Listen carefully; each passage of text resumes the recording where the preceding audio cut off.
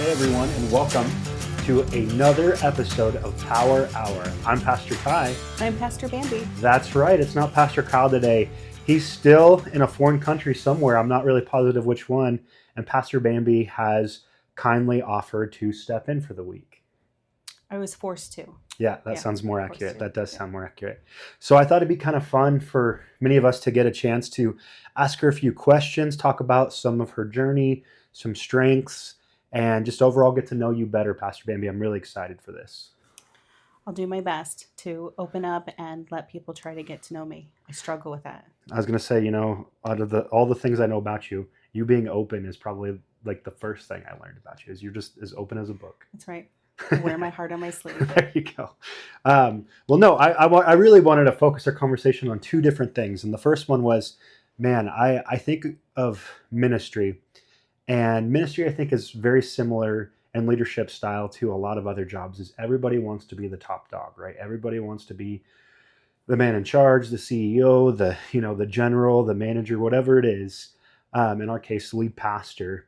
And I'll even say personally, I've struggled in seasons where I was a support pastor, I was a youth pastor, worship pastor, associate pastor, wherever it was, when I wasn't in the number one chair.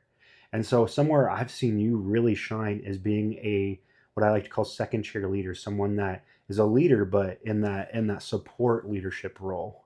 I just want to give you an opportunity to maybe talk to us a little bit about what that looks like for you, maybe some suggestions, some tips if people want to do that. Maybe they don't feel cut out to be the number one, but maybe they have the strengths to be number two. You can talk a little bit about working for me, a guy that has a lot of ideas and not a lot of attention to detail.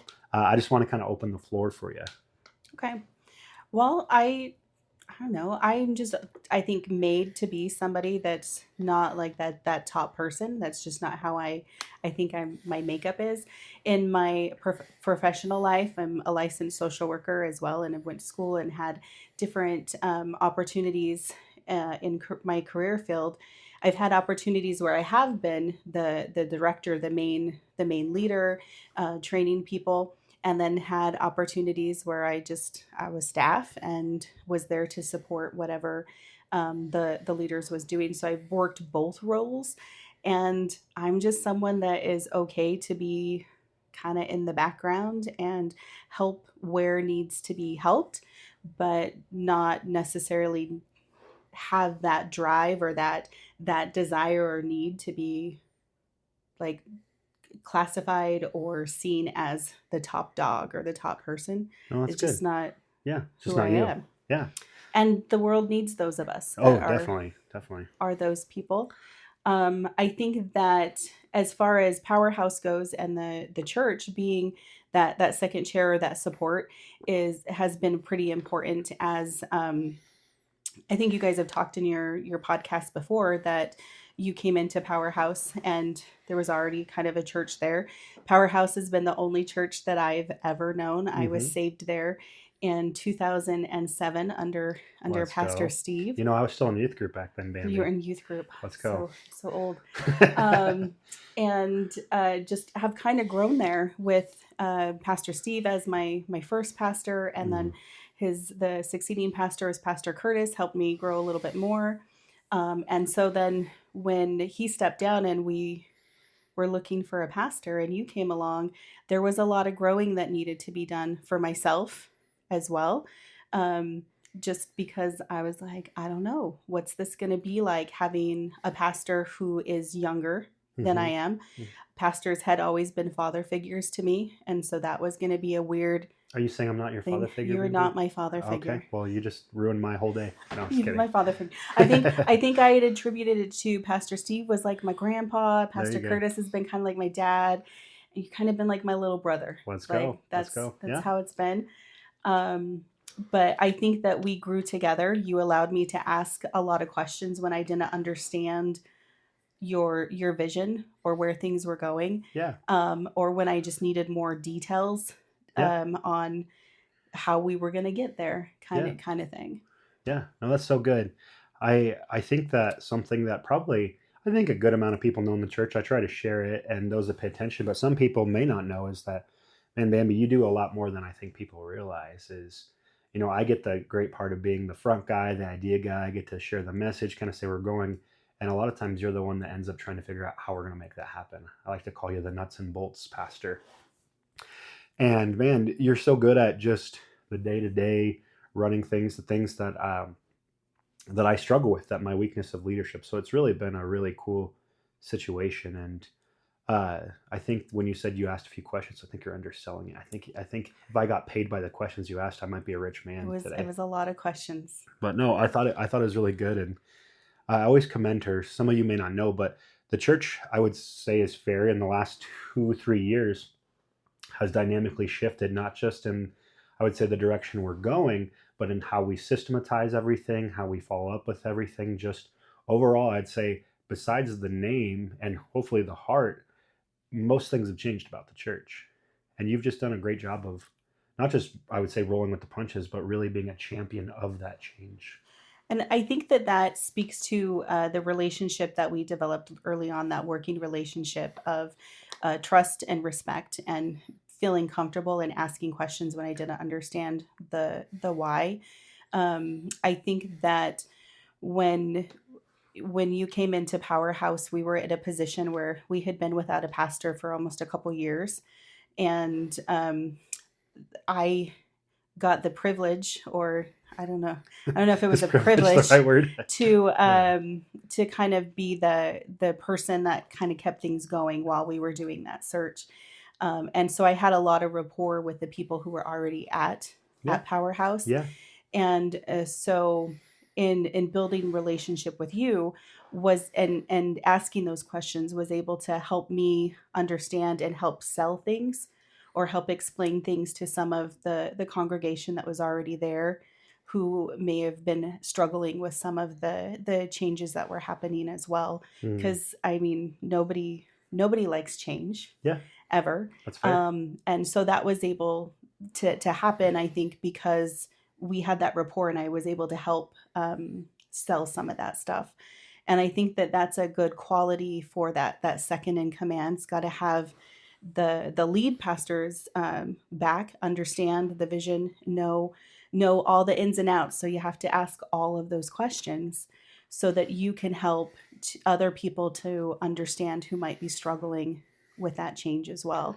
No, I think that's really good. I agree with you. I think it takes a lot of both humility and confidence on both sides of that, because I know sadly a ton of, like lead pastors or number one chair people, whether it's in church or secular world, that are too insecure, and they struggle when there's a strong leader underneath them, and is maybe strong where they're weak and stuff, and can't handle that, and don't see it as the gift it could be. And on the other side, there's a lot of people that struggle accepting that maybe they're designed to be a number two role. And you know what I mean? And I actually think the world doesn't have enough number two support leaders in it, because I think there'd be a lot of great organizations if a number one and a number two could really learn to work together. I always find it fascinating that in a lot of in a lot of places, like I worked sales for a long time, and for some reason they just say, hey, if you're a great salesman, you're gonna make a great manager. And those are very different skill sets, you know what I mean? And Yeah. I think a lot of times people take hey, if you're a good number two, you'll be a great number one, or if you're a great number one, you'll be a great number two. And that's not always the case. I think God designed us uniquely, and I think that's really powerful. Well, with that said, I kind of want to talk a little bit about the work up to where you are now. I know you had said you've been going to the church, got saved in 2007. Bambi, I was 17 when that happened. We could talk about what movies and what music were popular at the time, but that's okay. That's okay. But I really want to talk a little bit about your progression into leadership, because would you say it's fair to say you kind of, maybe this is maybe you'll think it's too strong, but I kind of think it's funny, but you kind of came into ministry leadership a little bit kicking and screaming. Would you say that's fair? I would say that's fair. And so now I think you're awesome. You're a pastor at our church. You're working on your credentialing. You're about to get credentialed in the next year or so through the assemblies. And I would say, like, in this last, even before I got here, because you were kind of leading the church for the 2 years that they were looking for a pastor. I'd say in these last 4 or 5 years, you've really stepped up in your leadership. But I know there was a lot of background behind that, and maybe some listeners today have been a little reluctant to jump into leadership, you know what I mean? Reluctant to step more into whether it's the church or their work, you know what I mean? Maybe they don't feel like they're the most qualified person because maybe they don't feel like they're charismatic enough, you know what I mean? Or they're not the center of attention. And I kind of want to give you an opportunity to share a little bit about that journey for you, where you started, kind of how things shifted through the years, where you are now, and, you know, what that looked like, and maybe some encouragement for people in that situation. Okay. So yeah, kicking and screaming is a good way to do that. I'm one of those people that was constantly like, "Are you sure? Are you sure? Maybe there's somebody else. There's Mm, somebody else that's better." I was one of those people that had a lot of maybe excuses. Um, I grew up and like everybody kind of had a past and mm, past hurts in your childhood, and so I learned that I maybe didn't matter mm, or I wasn't important. mm, My ideas didn't matter to anyone, and so and I learned to just kind of be that person in the background. If I could make myself hide mm. and nobody noticed me, then that was a success for the day. And when I started coming to church, that's how I started back in the very back row. Tried to avoid everybody that I possibly could, and slowly God worked on me and got me saved, and that changed a little bit. My very first serving in the church was on the worship team, Let's go. um, which was a surprise to me, because I was that person that didn't want to be noticed. Yeah. But someone had mentioned to Pastor Steve at the time that I sang in high school choir, and he's like, "Hey, somebody told me this, and would you join us for worship practice?" And I at first was like, "No, I don't think so." And he said, "Just come to practice." So I came to practice and remember shaking very much so. Mm. And after practice, he's like, "Okay, I'll see you Sunday." And I'm like, "Wait a minute. I just came to practice." And so just kind of threw in there.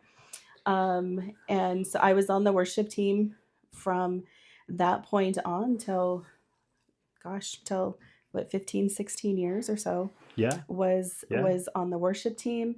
That led also into women's ministry. I was the women's ministry director for many years. Again, that just started with the person leading women's ministry at the time said, "Hey, can you plan a game for this event?" So I planned a game, and that somehow led into, "Congratulations, you are the new women's ministry leader."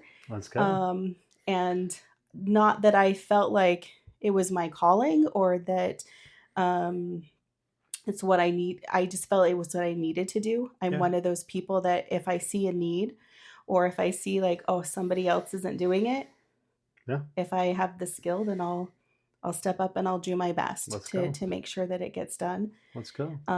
And then that's how I started in kids ministry. Was the lady that had been teaching? I noticed one Sunday that she seemed to be up there every week, and so I asked if she needed a break, and she needed a break. So I started in kids ministry and is still doing kids I would ministry say next thing you know, now. you were the one that needed a break, That's right? right. I ended up being the break. Um, One thing that I will say as that number two, or having that personality type of just wanting to make sure that every box is checked, that Yeah. everything's taken care of. Um, I do get myself into trouble sometimes where I take on Too much. too Yeah. much, take Yep. it on because I'm like, oh yeah, I can do that. Sure, I can do that. And just because you can do something, I'm learning as a grown up now, just because you can do something doesn't necessarily mean that you should or that you have to. That's And good. That's that's a good. big lesson to learn.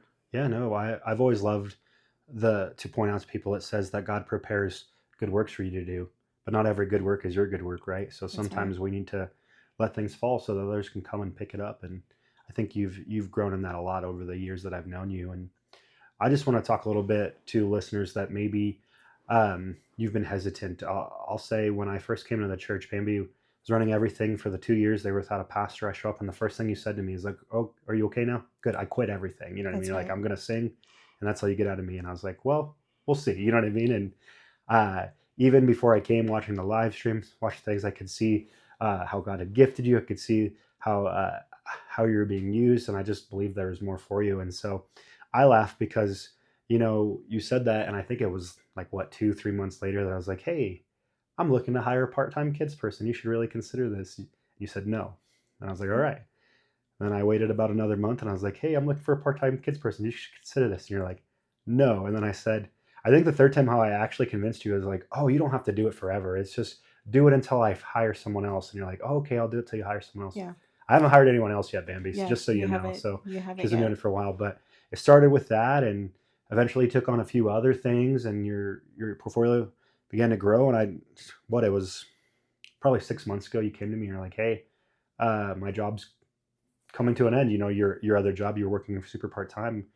And I remember asking you, for those that know, our church is, far from rich, but we do what we can. And I remember in a spot where I was like, hey, we don't have the money to bring you on full time, but we're going to take a risk of faith and we're going to do our best. And watched you lean into that and accept that. And now I don't know, we'll have to rock, paper, scissors to decide who does more around the church now, me or you, you know what I mean? But it's been amazing. And so I just want to encourage you, if you're somebody that's listening that maybe has been hesitant, you know what I mean? Just take those steps.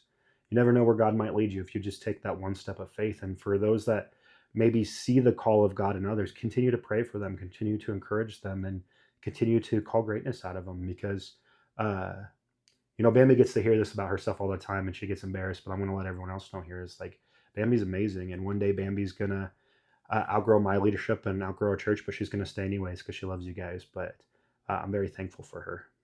But Pastor Bambi, I think that's all I had. Is there anything else you wanted to add before we call this episode to a close? I just want to say real quick, for any like lead pastor or lead person, your good number 2 is going to be someone who's not out there saying, hey, I want to do this, I want to do this, I want to do this. You're going to see the calling in them, and then you have to help them realize that, hey, maybe they're called to do this. That's right. It takes a lot of encouragement because No, we're not somebody to really jump and be like, yes, we're more, are you sure there's not a better person? No, that's so good. Yeah, and I think it shows itself in a lot of ways that people don't know. Is I think of even, I don't know I know when we're recording this, I don't know when it's going to play, but this last Sunday, I was like, I want to do Churro Sunday, and we were looking at it, and you're like, hey, we don't have the budget set aside for that, so you made all the churros that we had on Sunday. And so I made it happen. Yeah. So lead pastors, you never know, like, what person in your church might just be making cookies or something like that God's got a higher capacity for them, and maybe they don't recognize it in themselves, and maybe you don't know until you continue to stretch that and grow. And I like to think of the parable of talents a lot. You know what I mean? If someone's faithful with one, you give them 2. You know what I mean? And if they're faithful with 2, you continue to grow and just kind of see where that's at. And so I think that's really good. Well, I think that's all we have for you guys today. I hope you learned a lot. I hope you appreciated hearing from Bambi and Pastor Kyle. We're excited to hear the great report when you get back. We'll see you soon.